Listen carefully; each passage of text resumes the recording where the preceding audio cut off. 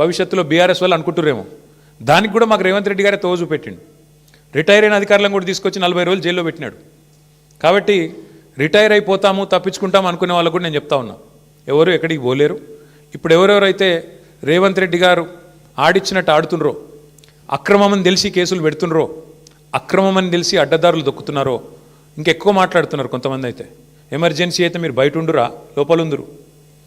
ఎవరు ఎక్కడ ఉండాలో కాలం నిర్ణయిస్తుంది, ప్రజలు నిర్ణయిస్తారు. ఒళ్ళు దగ్గర పెట్టుకుని ఉంటే మంచిది. ఈ టైప్లో ఆయన ఆడిచ్చినట్టు ఆడితే మాత్రం మీకు కూడా తప్పకుండా భవిష్యత్తులో మరి చట్టపరంగా న్యాయపరంగా మీకు కూడా ఇబ్బందులు ఉంటాయి, గుర్తుపెట్టుకోవాలని చెప్పి కూడా అధికారులకు చెప్తూ, ఈ డైవర్షన్ డ్రామాలు మేము పట్టించుకోం. హరీష్ రావు గారు బ్రహ్మాండంగా పోతారు. ఆయన ఏమడిగినా సమాధానం చెప్పడానికి ఆయన రెడీగా ఉన్నారు. ఎన్నిసార్లు పిలిచినా పోవడానికి రెడీగా ఉన్నాం. చట్టము, ధర్మము, న్యాయం ఈ దేశంలో ఇంకా బతికుంది. రాజ్యాంగం పట్ల మాకు నమ్మకం ఉంది. మా నాయకుడు కేసీఆర్ నేర్పించిన నీతి మాకు అది. కాబట్టి ఎవ్వరూ భయపడం, మా కార్యకర్తలే భయపడతలేరు, మేమెందుకు భయపడతాం? బరాబర్ కొట్లాడి మళ్ళీ తిరిగి పునీతంగా బయటకు వస్తామని చెప్పి తెలియజేస్తూ, మీరు కూడా ఇవాళ అందరూ మరి ఉదయం నుంచి ఇక్కడ ఉన్నందుకు, మాకు సంఘీభావం చెప్పినందుకు మా జర్నలిస్ట్ సోదరులకు కూడా ధన్యవాదాలు.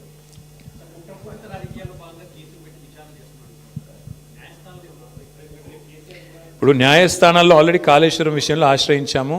కాళేశ్వరంలో ఆల్రెడీ విచారణ జరుగుతోంది. ఫోన్ ట్యాపింగ్లో కూడా already the matter is sub జుడిస్. వాస్తవానికి సుప్రీంకోర్టులో వ్యవహారం నడుస్తూనే ఉంది. ఆల్రెడీ హరీష్ రావు గారికి సుప్రీంకోర్టు కొట్టేసింది, క్లీన్ చిట్ ఇచ్చింది. అయినా ఎందుకు పిలిచారో మీరు వాళ్ళని అడగాల. విచిత్రం ఏంటంటే బ్రదర్, మేమేమో ఈ 2 ఏళ్లలో 200 ప్రెస్ మీట్లు పెట్టింటాం ముఖ్య నాయకులు అందరం కలిసి. ఒక్క ప్రెస్ మీట్ ఫోన్ ట్యాపింగ్ మీద ఒక్కడు కాంగ్రెస్ వాడు పెట్టినాడా? ఒక్కడు ఎవడన్నా బాధ్యత గల్లోడు? ఎవరన్నా ఒక్కరు చెప్పాలి కదా అసలు ఏంటి కేసు, ఎవరి మీద ఆరోపణ, ఏంటి ప్రూఫ్? ఒక్కరు పోనీ పోలీసు వాళ్ళన్నా చెప్పన్నా? ఏది లేదు, అంతా లీక్ల మీదకి వెళ్ళి నడిపిస్తున్నారు. మీరు కూడా అవే రాస్తున్నారు. ఆయన లీక్ ఇచ్చుడు, మీరు అదేదో పెద్ద అదే గాస్పెల్, అదేదో భగవద్గీత అన్నట్టు మీరు రాసుడు, దాన్ని మళ్ళీ పెద్ద తెల్లరి తాటికాయంత అక్షరాలతో రాసుడు. దాని వెనకాల అడ్వర్టైజ్మెంట్లు, మీడియా మేనేజ్మెంట్లు, సంక్రాంతి శుభాకాంక్షలు, న్యూ ఇయర్ గ్రీటింగ్స్ మాకు కనబడుతూనే ఉన్నాయి. ఎజెండా డ్రివెన్ పాలిటిక్స్ నడుస్తోంది. విచారణ పూర్తి కాలేదు కాబట్టి చెప్తున్నా బ్రదర్. అందుకే న్యాయం ధర్మం ఉందని చెప్తున్నా. బరాబర్ కొట్లాడతాము, బరాబర్ న్యాయస్థానాన్ని ఆశ్రయించి 100% విచారణ పూర్తి కాలేదంటే ఆయన హరీష్ రావు గారికి ఆల్రెడీ క్లీన్ చిట్ ఇచ్చింది కదా సుప్రీంకోర్టు. ఆయన మీద ఫోన్ ట్యాపింగ్ విషయంలో ఆధారాలు లేవని కొట్టేసింది కదా. మర్చిపోయినరా మీరు? వీళ్ళు కోట్లాది రూపాయలు ఖర్చు పెట్టి లాయర్లను పెట్టుకున్నా కొట్టవతల వారేసిండు కదా. హరీష్ రావు గారి మీద ఎందుకున్నది?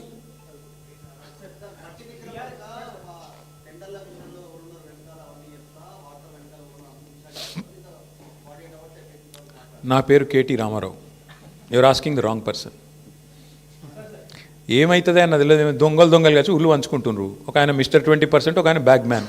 2 బ్యాగులు పంపిండేమో. ఏముంటుంది అందులో పెద్ద దాచిపెట్టేది ఏముంది? అయినా పెద్ద తెలివని ముచ్చటేముంది? బ్యాగులు పంచుకొని పదవులు కాపాడుకునే బ్యాచ్ అది, దండుపాలెం బ్యాచ్. ఒక ఆయన 20%, ఒక ఆయన 30%. ఏమున్నది? ఈ దేశంలో అందరికీ తెలుసు బ్రదర్, కాంగ్రెస్ అంటేనే స్కామ్ గ్రేస్. వాళ్ళు చేసే దుర్మార్గ పనుల నుంచి, వాళ్ళ కమిషన్లు, వాళ్ళ దందాల నుంచి దృష్టి మరల్చేందుకే ఇక మా మీద వేసే ఈ ఎంక్వైరీలు, కమిషన్లు. అది కథ.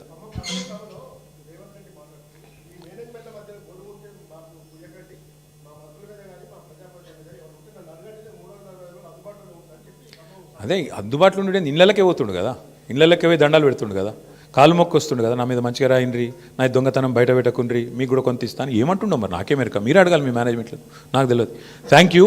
దయచేసి నా ప్రార్థన మీ అందరితో కూడా ప్లీజ్, మా ఫోకస్ అంతా. ఎస్,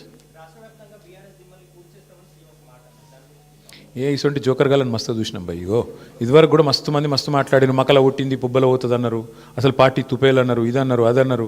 వాళ్ళందరి పక్కలో బల్లెం బీఆర్ఎస్. ముట్టుకోమని ఎక్కడైనా ఒకటి ముట్టుకొని చూడమని చూద్దాం మేము కూడా. ఎందుకంటే వాళ్ళు మర్చిపోతున్నారు, 10 ఏళ్ళు మేము కూడా అట్లాంటి పాలిటిక్సే చేస్తే కాంగ్రెస్ నామరూపాలు లేకుండా పోయేది. ఇవాళ పాపం ఆయన అక్కస్సు, ఆయన బాధ అంతా ఏంటంటే, ఆయన పాపం కాంట్రాక్ట్ పద్ధతిలో, అవుట్సోర్సింగ్ పద్ధతిలో సీఎం అయిండు పేమెంట్ కోటాలో. ఆయన బాధ అంతా ఏంది? సొంత ఐడెంటిటీ లేదు, ఇంకా ఎవరు గుర్తుపడతలేరు, ఇంకా కూడా గుర్తుపడతలేరు పాపం. గుర్తుపట్టకపోతే యాక్టర్లను జైలు వేస్తాడు, యాక్టర్లు పోయి బతిమలాడుకోకపోతే జీవోలు ఇయ్యాడు. ఆయన ఐడెంటిటీ క్రైసిస్లో ఉన్నాడు. ఆఖరికి ఏదో హార్వర్డ్ పోయి చదువుకుంటాడట. మరి చదువుకొని వచ్చి ఏం చెప్తారో తెలియదు నాకు. కానీ ఇప్పుడు హార్వర్డ్ పోయి చదువుకున్నాకైనా మరి లాగుల తొండలు, లేకపోతే అదేంది మెడల పేగులు, ఇవన్నీ బంద్ అయితే అని ఆశిస్తున్నాం. గుడ్లు వీకుడు ఇవన్నీ బంద్ అయితే మంచిది. ఆడపోయినాక కూడా మరి ఇప్పుడు ఇంగ్లీష్ వచ్చిన వాళ్ళని తిడతాడు. నాకు ఒకటి తెలియక అడుగుతా, ఇంగ్లీష్ వస్తే ఆయనకి ఏం బాధనో నాకు తెలియదు. కానీ చిన్నపిల్లలు కూడా ఇలా రేపు అందరు బళ్ళల్లో, గవర్నమెంట్ బళ్ళల్లో కూడా మా అక్క నేతృత్వంలో మొత్తం ఇంగ్లీష్ పాఠశాలలు పెట్టినాం. అందరు ఇంగ్లీష్ నేర్చుకుంటాను. మరి ఈయన హార్వర్డ్ పోతాడు. ఈయన మరి అక్కడ వాళ్ళు ఏం చెప్తారు, ఈయన ఏం వింటాడు, ఈయనకి ఏం అర్థమవుతుంది, అర్థమైనాక మళ్ళీ బయటికి ఏం సర్టిఫికేట్ ఇస్తారు, ఏం మాట్లాడతాడు, మళ్ళీ వచ్చి మా భయం మాకుంది. అక్కడ మళ్ళీ ఇంగ్లీష్ అనగానే నన్ను వాళ్ళని తిడతాడేమో, అరే మీరు బాత్రూమ్ కడుక్కుంటూ తిడతాడేమో. ఇంకా అమెరికాలో ఎవరి బాత్రూమ్ వాడు కడుక్కుంటాడు, మరి ఆడ ప్రొఫెసర్ అయినా కూడా వాని బాత్రూమ్ వాడు కడుక్కోవాలి. కాబట్టి మరి ఈయన పోయి ఏం నేర్చుకుంటాడు, ఏమవుతుంది చూడాలి. మరిగా 30 తారీఖు నాడు నేనైతే అనుకుంటున్నా రేవంత్ రెడ్డి గారు కొత్త మనిషి వస్తాడేమో. ఆ కొత్త మనిషి ఏమైనా కొత్త మాటలు ఏమైనా చెప్తాడా, మళ్ళీ గదే చెత్త మాటలు చెప్తాడా చూద్దాం. Thank you. జై తెలంగాణ.